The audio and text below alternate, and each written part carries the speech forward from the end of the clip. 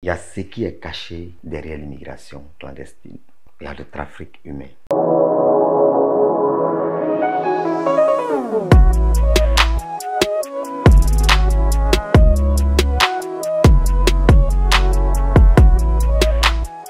Mardi 8 avril 2025, plaisir de vous retrouver. Vous êtes sur Vision 24 TV et pour cet autre numéro de Tête à Tête, nous sommes avec Monsieur Kamara Mohamed, président de l'ONG Secours International Djaba Fanta. Bienvenue à toutes et à tous. Monsieur Kamara Mohamed, bonjour. Bonjour. Bienvenue. Merci. Sur Vision 24 TV. Merci. Alors, vous êtes le président de l'ONG Secours International Djaba Fanta. Oui, je suis le président de l'ONG Secours International Djaba Fanta. Qu'est-ce que c'est? Parlez-nous un peu. Qu'est-ce que vous faites? Je suis le président, Oui. fondateur de l'ONG Secours International Djaba Fanta. Oui. Nous luttons contre l'immigration clandestine et cette organisation a été mise en place par moi et mes amis pour pouvoir toucher le maximum de jeunes africains à renoncer à l'immigration clandestine.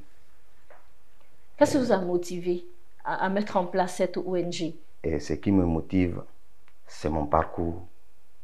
Et je suis un jeune Africain qui a été atteint par le virus de l'immigration clandestine. Et j'ai décidé de quitter mon Afrique pour pouvoir aller de l'autre côté de la mer à cause des difficultés familiales que j'ai subies ici parce que je n'ai pas grandi avec mes parents biologiques. Et j'ai vu tellement de situations difficiles et tout était compliqué autour de moi. À un moment donné, j'ai décidé de quitter l'Afrique pour rejoindre l'Europe par la voie clandestine parce que je n'avais pas de moyens. Et je suis allé au Sénégal en 2005-2006 et j'ai quitté la Côte d'Ivoire pour le Sénégal en passant par la Guinée.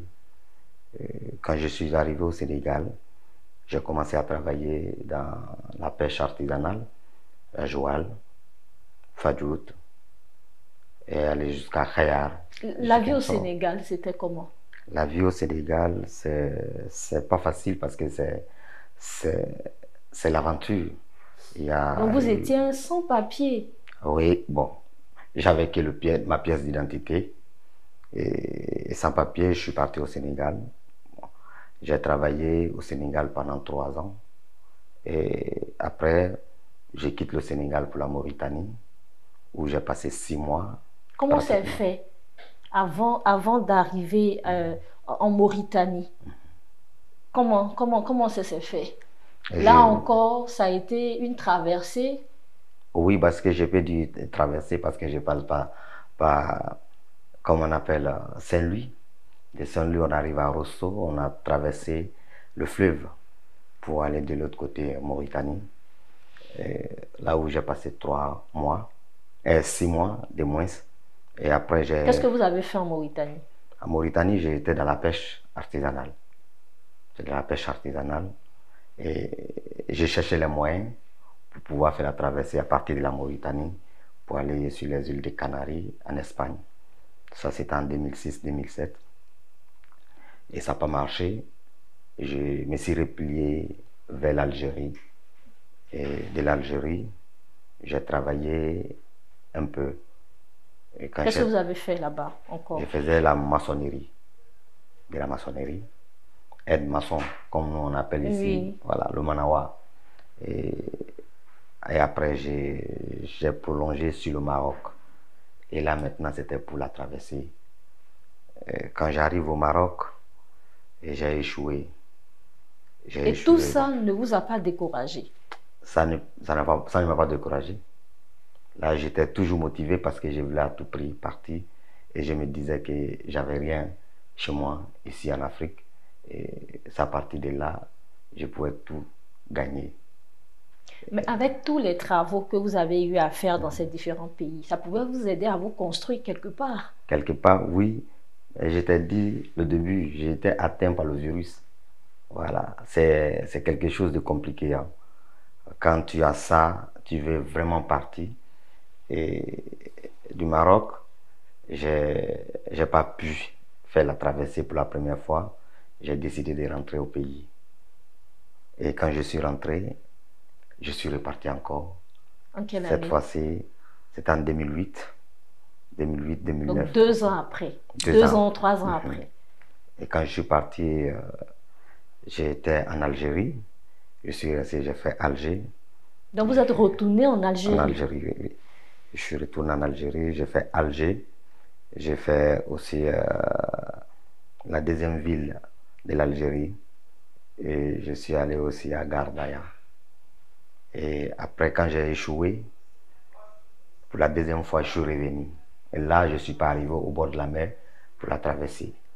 Et j'ai essayé aussi de venir un peu me construire ici. Mais j'ai passé mon permis de conduite. Et les choses ne marchaient pas. C'était toujours compliqué. En fait, il fallait, coûte que coûte, que vous soyez en Europe. En Europe, donc c'était ça, en fait. C'était l'objectif. Et quand je reviens, et je suis resté longtemps un peu, jusqu'en 2015. En 2015, je suis rentré en Guinée avec ma mère. Quand elle est quittée à la Mecque, je suis resté là et la situation était encore compliquée en 2015, où je suis resté en famille pour quelque temps. Et lorsque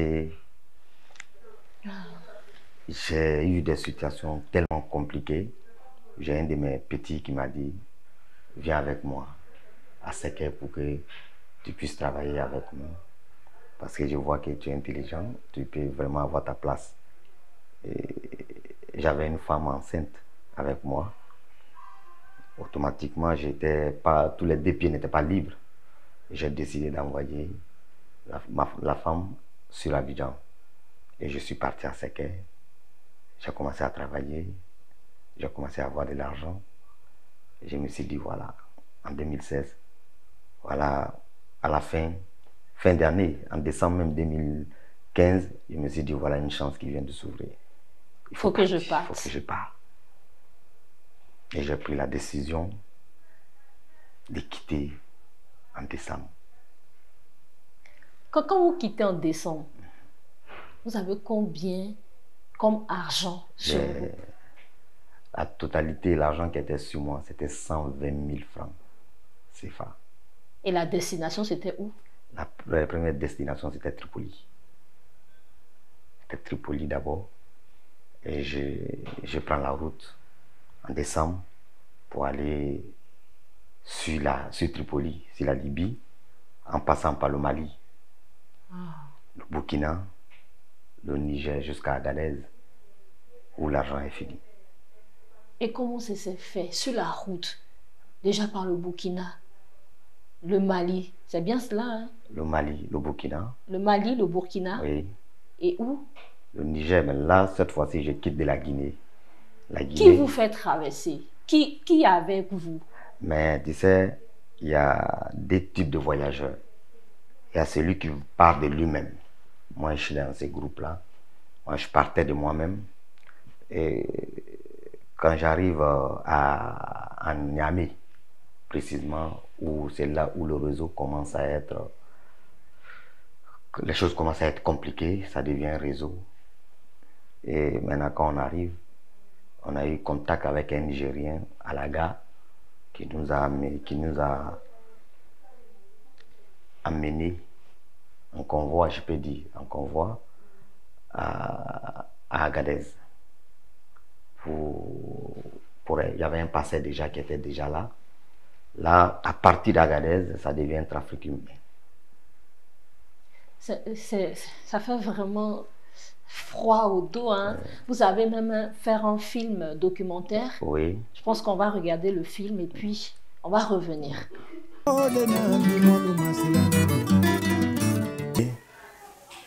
J'ai immigré de la Guinée vers la Côte d'Ivoire étant tout petit. Et c'est ma grand-mère qui a décidé de m'envoyer pour que je puisse y aller à l'école. Et quand je suis venu avec ma tante, on est descendu d'abord à Boaké. À Boaké, je suis resté quelques temps avec elle. Et après, elle m'a mené chez mon oncle à Abidjan, précisément à Bobo, le quartier Kennedy, Clocha. Et là, j'ai commencé à aller à l'école coranique, le franco-arabe. Et c'est mon oncle qui était le directeur et le patron de l'école. Il était un imam. Et j'ai commencé à fréquenter. Je suis parti à l'école jusqu'en classe de CM2. Lorsque j'arrive, j'ai eu le CP et il a décidé de m'envoyer à Boaké. Mais il y avait un souci entre lui et moi parce qu'il voulait qu'il le ressemble. Et pourtant, moi, ce n'était pas ma vision. C'était pas ma vision. Et vraiment, j'étais super intelligent quand même à l'école. Aujourd'hui, quand vous regardez votre histoire à travers ce documentaire, qu'est-ce que ça vous fait? Vraiment, je suis attristé et j'ai été un mauvais exemple pour la jeunesse de mon quartier. Parce que après la traversée, quand je suis arrivé de l'autre côté de la mer, je suis devenu un exemple pour ces jeunes-là. Et il y en a qui sont restés en pleine mer. Et vous en connaissez? Mon cousin, qui est parti. Il avait quel âge? Il était dans les presque 30 ans. Il était jeune. Très jeune, qui quitte la Guinée pour la Tunisie. Et lors de la traversée, le bateau a perdu le contrôle sur la mer. Ils ont passé 3 jours sans manger ni boire sur l'eau. Il n'a pas pu résister. Et il a donné des contacts à son ami. Il dit, je ne vais pas arriver là vivant. Mais si tu arrives en Italie, il faut appeler mes parents. Et c'était quelqu'un qui était beaucoup attaché à moi. Et le jour où j'apprends l'histoire, j'étais culpabilisé. Parce que j'étais un exemple pour lui. Et à partir de là, je commence à me poser des questions. Est-ce que je ne peux pas lutter contre ça? Est-ce que je ne peux pas lutter contre ça? D'où vous êtes venu l'idée de mettre en place cette ONG? Oui, ça fait partie aussi. Ça fait combien d'années que l'ONG existe? L'ONG fait maintenant 2 bonnes années. Vous sentez les fruits? Oui, je sens des fruits parce que partout où je vais, on m'accueille. Et je pense que le message passe aussi. Je peux donner l'exemple de Sipores, où j'ai passé. Il y a des jeunes qui ont renoncé à leur voyage, qui sont avec moi-même. Qui vous ont rejoint dans votre ONG? Qui m'accompagnent. Touré, Roméo et M. Fofana aussi. Alors, selon vous, qu'est-ce qui doit être mis en place pour réduire l'immigration clandestine? Il faut être franc, il faut être vrai quand tu parles. Le problème de l'immigration clandestine, elle est liée à l'économie. La grande majorité de ceux qui vont, ce sont des problèmes économiques. Nous devons aussi parler, même quand on parle aux jeunes, nous devons aussi nous adresser à nos gouvernants, d'essayer d'écouter, de comprendre, de voir aussi le problème des jeunes. C'est l'employabilité. Il faut, parce que nous, en Afrique ici, on a tout ce qu'il faut. La terre, le sous-sol est riche, mais il faut matérialiser ça. Il faut transformer nos matières premières pour créer des emplois, pour que la jeunesse puisse rester sur place pour travailler. Parce que même à l'arrivée, c'est pas sûr. C'est pas sûr. Oui, parce que c'est pratiquement on va dire, les mêmes activités ou les mêmes travaux qui sont faits ici que certains migrants font là-bas. C'est plus pénible. c'est plus pénible. Quand tu arrives dans le sud d'Italie et tu vois des gens travailler temporairement, sans papier, et à plus exploiter. Et quand tu arrives en France, il y en a qui dorment au dehors. Oui. Ils sont dans les squats. Et la situation est tellement compliquée. Il faut vraiment aider l'ONG Secours International. Qui mène de bonnes actions. De bonnes actions pour pouvoir éclairer la jeunesse et dire voilà ce qui est sur la route. À l'arrivée, voilà ce qui est là aussi. Et je parle aussi à la jeunesse. Ne regarde pas, ne vous fuyez pas sur tout ce qui se passe sur les réseaux sociaux. Parce que tout ce qui se passe sur les réseaux sociaux ne sont pas les réalités du terrain. Tout à fait. Il y a ce qu'on appelle les réalités du terrain. Quand tu es là, tu vois. Un jour, brièvement, je vais te donner un petit exemple. Très rapidement. J'étais avec mes parents adoptifs en Italie. On était en train de manger et on parlait de la culture. J'ai donné, on a causé, on arrivait à un certain niveau, mais il me dit, Mohamed, avec tout ce que tu as comme connaissance, si tu mourais en pleine mer, l'Afrique perdait. Et j'ai eu froid au dos. Et je n'ai plus l'appétit. L'appétit est coupé. À ce moment-là, qu'est-ce que vous êtes venu à l'esprit? J'ai automatiquement pensé à revenir. Non, d'abord, tous ceux qui sont restés dans l'eau. Il y a combien de milliers de personnes, combien qui étaient plus intelligents que moi, qui sont restés, que l'Afrique a perdu. J'ai eu à penser à un ami camerounais qui avait un master 2 en droit, qui est resté aussi.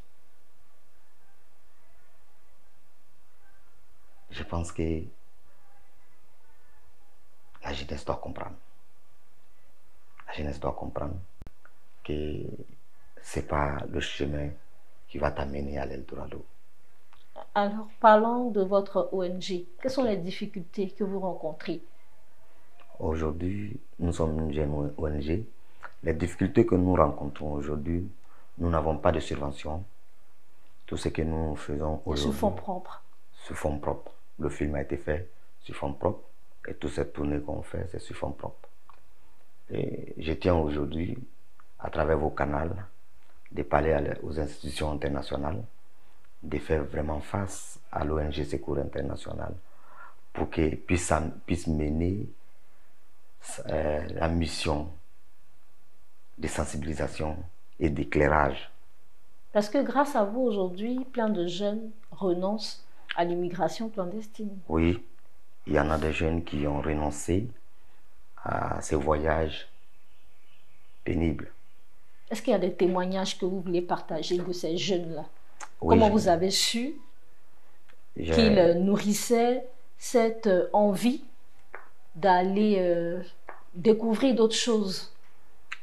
Oui, je donne l'exemple frappant des Sipores. Quand j'arrive le 18 décembre, oui, la journée mondiale d'immigration, et on fait la projection. Après, j'ai fait après l'intervention, il y a eu un débat ouvert entre moi et le public, des questions et réponses. Et après, le jeune m'a approché, Touré Roméo, m'a dit qu'il est en train de se préparer pour partir. Mais quand il a vu ce film, il a renoncé. Il a renoncé. il a renoncé au voyage. Et Touré Roméo en train de lutter pour que l'ONG parte faire une projection dans son quartier. Et encore la dernière fois, j'étais avec un jeune d'Osso, j'ai emprunté son taxi, j'ai essayé d'échanger avec lui et il m'a dit que s'il a eu l'occasion, il partira. Mais je lui ai dit c'est dangereux. Voilà ce qu'il y a sur la route, voilà ce qu'il y a sur la route. Mais est-ce que vous pensez que bien souvent, ces personnes-là ne sont pas informées de ce qui se passe sur la route? Ils sont bien informés, mais le désir ardent de se retrouver dans ces pays-là, voilà, Ils ne sont pas bien informés. Il y a ce qui est caché derrière l'immigration clandestine. Il y a le trafic humain. Il y a l'exploitation sexuelle. Nous sommes rendus des esclaves. J'ai été caché en Libye pendant 6 mois comme de la drogue. Et je pars au bord de l'eau, couvert dans le burqa, dans l'hijab. Découvrir Hassan jusqu'à Zabrata, me caché comme la drogue. Et si on les informe réellement, ils ne vont pas partir. On cache les réalités du terrain pour pouvoir soutirer l'argent, pour pouvoir les placer aussi sur l'esclavage. C'est vraiment écœurant, c'est touchant, cette histoire. Oui. Et quel message aimeriez-vous lancer au gouvernement? Simplement, ce que je peux lancer au gouvernement, c'est d'écouter la jeunesse, d'essayer de les approcher, de parler avec eux, de comprendre leurs désirs, ce qu'ils recherchent, ce qu'ils veulent faire. On ne peut pas mettre un programme à la place de la jeunesse. Il faut que la jeunesse participe profondément dans les réformes qui sont mises en place. Parce que le retour, c'est pour les jeunes. Tout ce qu'on fait, c'est pour nous. Et quand nous, on n'est pas au cœur du système, je pense que c'est comme... C'est rien. C'est rien parce que la jeunesse, aujourd'hui, c'est l'atout de l'Afrique. Nous sommes beaucoup. C'est nous qui faisons aujourd'hui l'Afrique. Il faut que le gouvernement pense beaucoup à nos problèmes, nos soucis, surtout l'employabilité. Dans l'avenir, qu'est-ce que vous mettez en place pour votre ONG? Dans l'avenir, je crois que je vais impacter l'Afrique. Parce que je crois en ce que je fais. Je sais, parce que nous sommes en train de travailler. Je tiens à remercier toutes ces fondations qui ont commencé à nous ouvrir la porte. Exemple, Amigo, la fondation Amigo, Aquaba, et aussi le forum des ONG pour le bien-être des enfants en Côte d'Ivoire, et aussi avec le centre de formation Galf Formation, qui a déjà signé un partenariat avec nous pour pouvoir nous aider pour la formation de ces jeunes. Et je pense que nous continuons de travailler. Nous allons nous battre pour atteindre nos objectifs. Merci infiniment, Monsieur Kamara Mohamed. Vraiment, ça a été une émission très chaude et nous espérons que la jeunesse en tirera des leçons et pourquoi pas renoncer à l'immigration clandestine. Très ravi de vous avoir, hein, franchement, et nous vous souhaitons un très bon retour. Merci. Vision 24 vous dit merci d'être présent dans ces locaux et puis on se dit à très bientôt. Oui. Rentrez bien. Okay. Vous avez quelque chose d'autre à ajouter? Non, je tiens à dire merci aux Vision 24 pour cette émission. Merci à vous, chers téléspectateurs et téléspectatrices qui avaient pris plaisir à nous suivre. Nous étions en compagnie de M. Kamara Mohamed, président de l'ONG Secours International Djaba Fanta. Merci en tout cas pour votre écoute. Merci également à toute la production, en particulier Philippe, et à toute la rédaction qui a contribué à cette émission.